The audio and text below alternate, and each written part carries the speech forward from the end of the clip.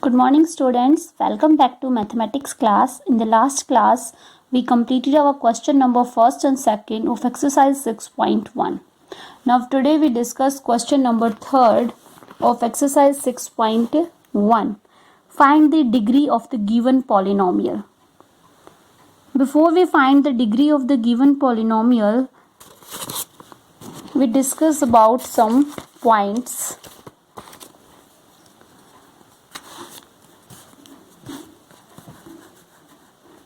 Suppose your third question, first part 3x square y minus 4xy square.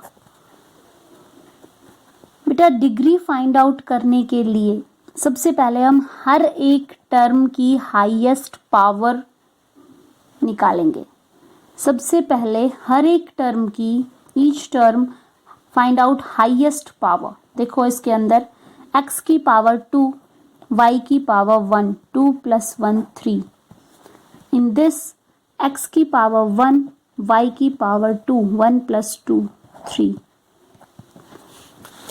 Both terms have same power is equal to 3.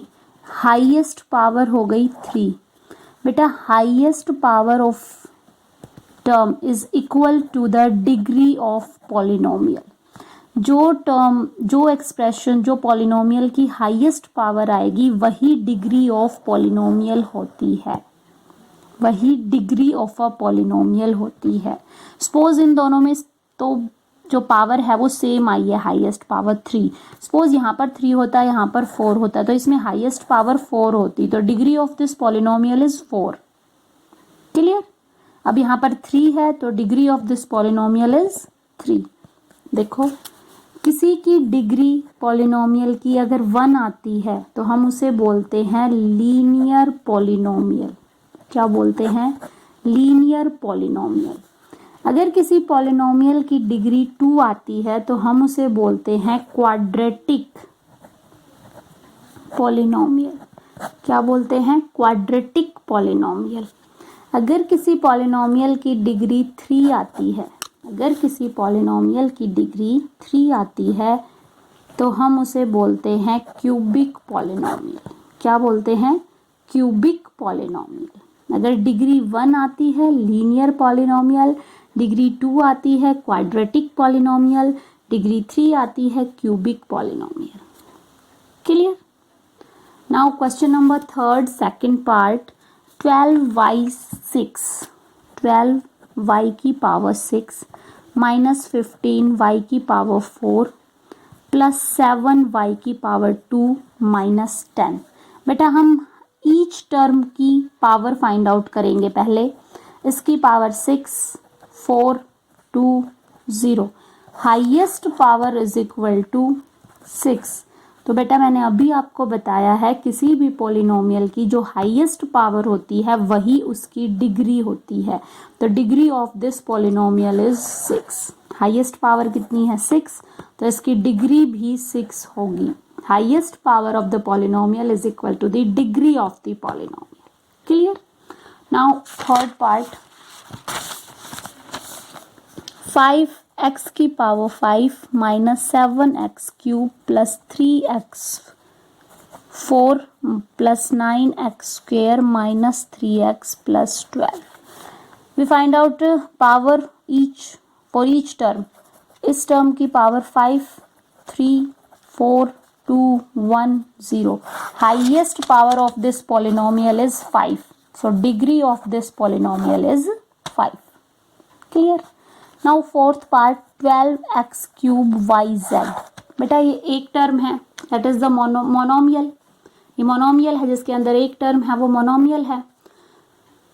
इस term में पहले हम इसकी power find out करेंगे. बेटा इसकी पावर होगी x की पावर 3 है, y की 1 और z की 1. 3 plus 1 plus 1 5.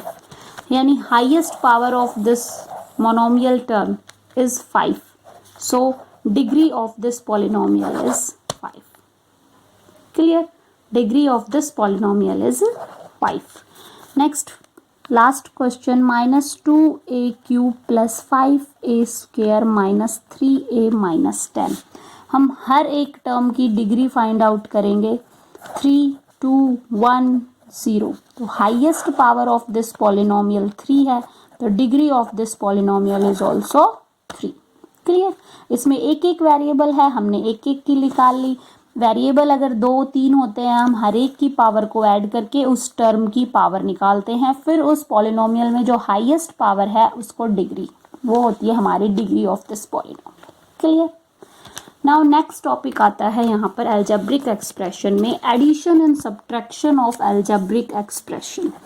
बेटा एडिशन और subtraction in algebraic expression, first thing is that in addition and subtraction of algebraic expression, बेटा add और subtract algebraic expression में same variable वाली term में ही होता है। अगर variable term same है, किसी term में variable same है, हम उसी को ही add subtract करेंगे, otherwise नहीं करेंगे।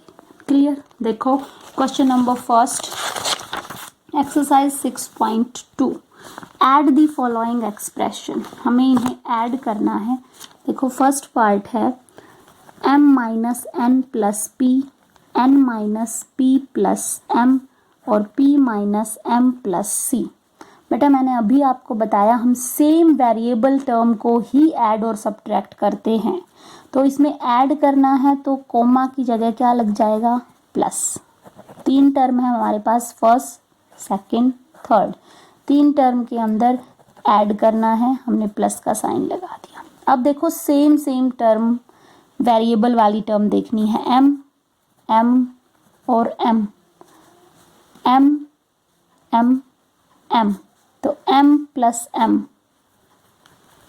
और माइनस m, फिर उसके बाद माइनस n प्लस n, फिर उसके बाद p वाली, p प्लस का और यहाँ पर p माइनस का और यहाँ पर p प्लस का।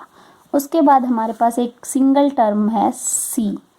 अब हम इनको सॉल्व करेंगे, m से m cancel, plus minus minus 0, m आ गया, plus n plus minus minus 0, plus minus minus 0, एक p आ गया और उसके बाद एक c आ गया। This is our answer.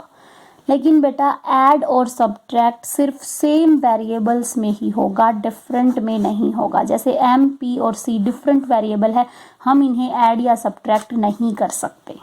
Clear. Second part of this question, 4a square plus 3b square minus 3ab minus 2a square minus b square plus 5ab minus a square minus b square. बेटा हमें add करना है, हमारे पास 3 expressions दी हुई है, तीनों expressions को plus करना है। प्लस करते हैं तो हम बीच में प्लस का साइन लगाएंगे, लगा दिया हमने। प्लस करेंगे तो हम तीनों एक्सप्रेशंस के बीच में प्लस का साइन लगाएंगे, माइनस करेंगे तो माइनस का साइन लगाएंगे। सब्ट्रैक्ट करते हैं तो हमारे साइन चेंज होते हैं, ऐड का साइन लगाते हैं तो सब जो साइन है वो चेंज नहीं होते। अब देखो सेम वेरिएबल वाली टर्म लिखनी है, a square a square a square, 4a square minus 2a square minus a square, plus b वाली लिखते हैं 3b square minus b square minus b square. उसके बाद प्लस ए बी वाली लिखते हैं माइनस 3ab प्लस 5ab, और यहाँ ए बी की कोई टर्म नहीं है। क्लियर। सेम वेरिएबल वाली टर्म लिखनी है, उन्हीं में ही ऐड सब्ट्रैक्ट होगा। आई रिपीट दिस टर्म, ठीक है। देखो 4a square minus 2a square, 4 में से 2 सब्ट्रैक्ट करेंगे तो 2 बचेगा, 2a square minus a square, 2 में से 1 सब्ट्रैक्ट किया तो a स्क्वायर बचा। क्लियर। हमारे पास यहाँ पर आ गया a square plus 3b square minus minus plus 1 और 1 2 minus 2b square, 3b square में से 2b स्क्वायर गया तो एक b स्क्वायर बच गया। क्लियर। उसके बाद हमारा आता है माइनस 3ab और प्लस 5ab, माइनस 3ab और plus 5ab। ab variable as it is आते हैं, सिर्फ न्यूमेरिकल टर्म का सॉल्व होता है। प्लस माइनस माइनस 5 में से 3 गए 2, साइन प्लस का 2ab। Clear. A square plus b square plus 2ab। Okay, इसी तरह हम थर्ड पार्ट सॉल्व करेंगे। देखो 8a square b square minus 3ab minus 7 minus 10a square b square plus 9 minus 6ab 10 minus 5a square b square plus ab। बेटा add करना है तो सबसे पहले कोमा की जगह प्लस का साइन लगेगा, यानी ये सभी टर्म्स हमने ऐड करनी है। हमारे पास 3 एक्सप्रेशंस गिवन थी, ऐड का साइन लग गया, सभी टर्म्स को ऐड करेंगे।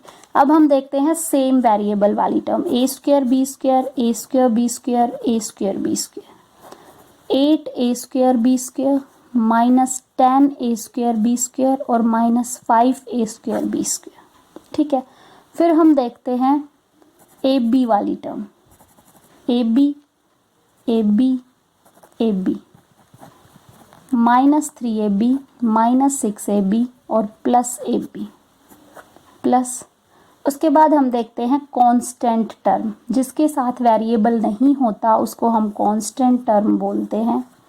This is constant term minus 7 plus 9 plus 10, that is constant term. Clear, अब हम इनको सॉल्व करते हैं। A square b square a square b square a square b square same variable है। ठीक है, 8 माइनस 10 माइनस 5, 8 में से 10 माइनस का 2 और minus 5, minus minus plus 9 minus का 5 और 2 7, 7a square b square plus minus minus plus sign minus का माइनस 9ab और प्लस ab, 9 और प्लस 10 प्लस माइनस माइनस 9 में से 1 गए ab गया 8ab माइनस 8ab, इसको सॉल्व करेंगे minus 8ab। Variable as it is रहेंगे, सिर्फ न्यूमेरिकल टर्म को सॉल्व करना है। 6 3 9 साइन माइनस का 1 प्लस करना है, प्लस माइनस माइनस 9 में से 1 गया 8 साइन माइनस का। इसी तरह ये कांस्टेंट टर्म है 10 plus 9 19, 19 minus 7, clear, 19 minus 7 12 plus 12, this is our answer. Same variable वाली टर्म को ही सॉल्व करना है।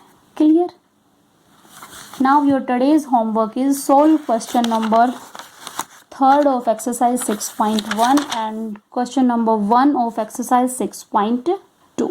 Thank you, take care.